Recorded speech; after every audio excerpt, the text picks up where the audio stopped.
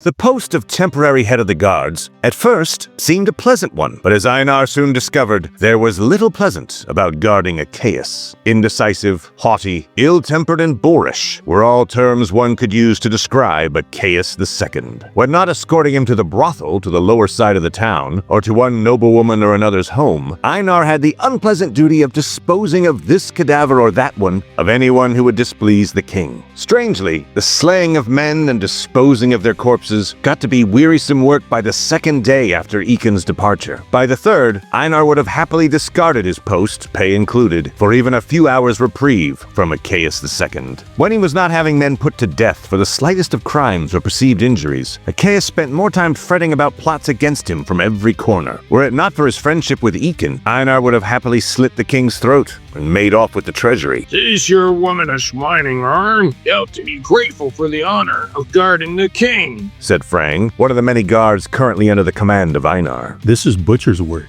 not a guardsman's work. Not even the worst of my people would sink to the depravities of your ruler." "A little respect, barbarian, lest I send you to thy god," growled Frang furiously from where he sat on the step leading up to the doors to the king's bedchambers. As though the gods would accept me after the first maiden-eared king had me throw out the window. "It is not your place to judge," the guard replied harshly. "Oh, do be quiet, Frank. Einar is right to complain. Why, I myself have begun to question the righteousness of the crowning of our king." Frang frowned at the other soldier who sat close to them, hanging his head gloomily. "You also, Alan?" The three were seated in the hallway of Castle Sigane, just outside the bedchambers of the king. Most of the other guards were more preoccupied with games of chance, such as cards or dice. The dozen or so guards had long since become accustomed to the unending spats that the three waged perpetually with one another. The rooster having recently crowed, and with sunlight only beginning to peek out on the horizon, the storm having only recently broken, most of the men hoped only for a sleepy morning with no movement or travel. Alas, though they might well wish for such a thing, the king had other ideas in mind. As he threw the doors to the bedchambers open with all the grace and dignity of a charging bull in a mad rage, the doors slammed against the walls, with the din to rival the greatest of thunderclaps. Dressed for the day, the monarch gave out a great bellow of laughter, called out to his men. "Away with thee, Frang.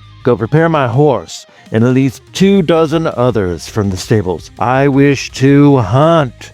To hunt, man. Your faith, I have been in bed too long. I have need to kill something." It was on the tip of Einar's tongue to ask if by kill something he meant something other than a peasant or merchant's daughter. Knowing enough to guard his tongue while Frang raced off, the Jarn had 3 of the men head down to the kitchens to fetch several wineskins and the barest of supplies for the hunt. Overseeing the preparations for the hunt with dark-hooded eyes, from where he stood near to the crack of the stone that was the narrow window to his darkly furnished bedchambers, Beniot could scarce hide the contempt he felt for the man he had helped claim the throne. To men such as Achaeus, kingship meant pleasure and luxury in a way to satisfy their every appetite. Kingship was about power, not about self-indulgence. As the wind swept through the courtyard and against the stone walls of the castle, men shivered, but not Beniot. He, for his part, hardly felt the cold. "The moon shall be full tonight. We'll require a maiden for it, along with the sacrifice of royal blood," Gilchrist said, shifting impatiently where he sat on the finely crafted redwood chair, balancing a bronze goblet full of wine. "The last sacrifice was not enough to appease his lordship Kalkul Kus Longshadow." The reminder was one that the erstwhile and greedy Beniot received with ill grace, never one to appreciate the nagging of others. "I am quite aware, Gilchrist. I've spent decades in his father's service, and I'm aware of what will or will not satisfy his hunger. Why, it happens that I have served him since long before you were even a gleam in thy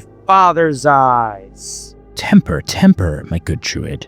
Shout any louder and the brother Even will hear you." Gilchrist taunted amusedly, making reference to the chaplain of the castle. "Bah, Yvain is a fool, one who ought to return to his home in York.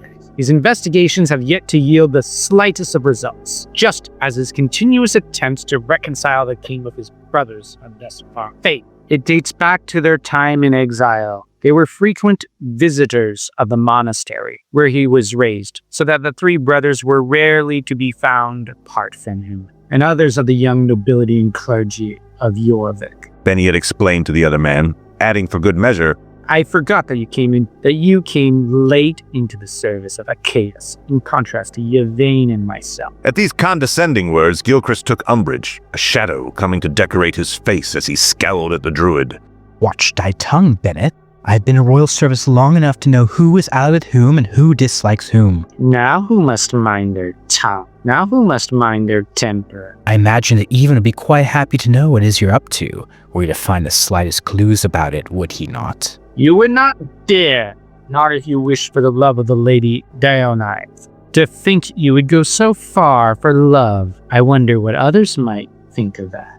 Pleased to have turned the table, so to speak, upon his co-conspirator. Oh, do be quiet. I'll have done you one way or another, willing or not. I wish only to slay her husband, the more mayor of Bovrin, before her, and to have her giving herself to me be the last thing that he sees. How very pious of you. Mocked the other man, frowning as he turned back to observe the departing hunting party. You make certain that that friend of Akan's is otherwise preoccupied the night of the ritual. The man from the north. The man from the north. Beniot snapped impatiently. Oh, you mean Einar? Know him? Gilchrist commented, finishing his goblet of wine. He should be far more easily disposed of than Even. Never you mind, Yvain. I will have him sent away on some pretext or other, in the name of the king. Beniot growled once more. It is that spy of Akan's that worries me. We shan't have him running about meddling with our plans. I would not worry about him too much. Why is that?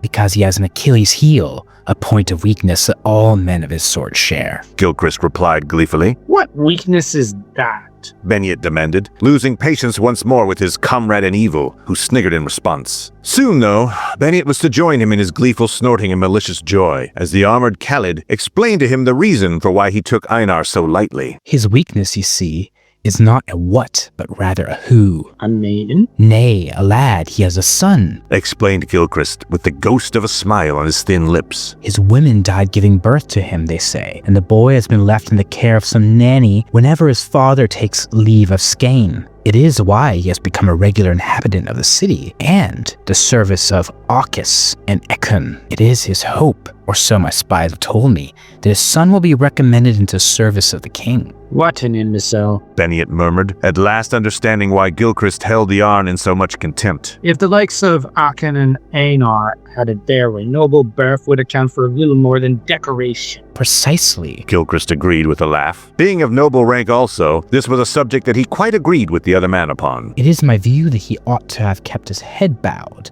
and be grateful for even the lowliest of positions in service of the king. Aye. Another frown came to decorate the lips of Beniot ere he asked, How do you intend to take advantage of Einar's weakness? I plan to dispatch several members of his former captain's crew, along with several of my own men, to take him into custody. Gilchrist said, eyeing the stopper still half full of wine longingly. Seeing this and pleased with his plan, Beniot grinned at him. Good. It sounds to me as though you have the latter well in hand. Let us toast now to the return of the Longshadow to our realm.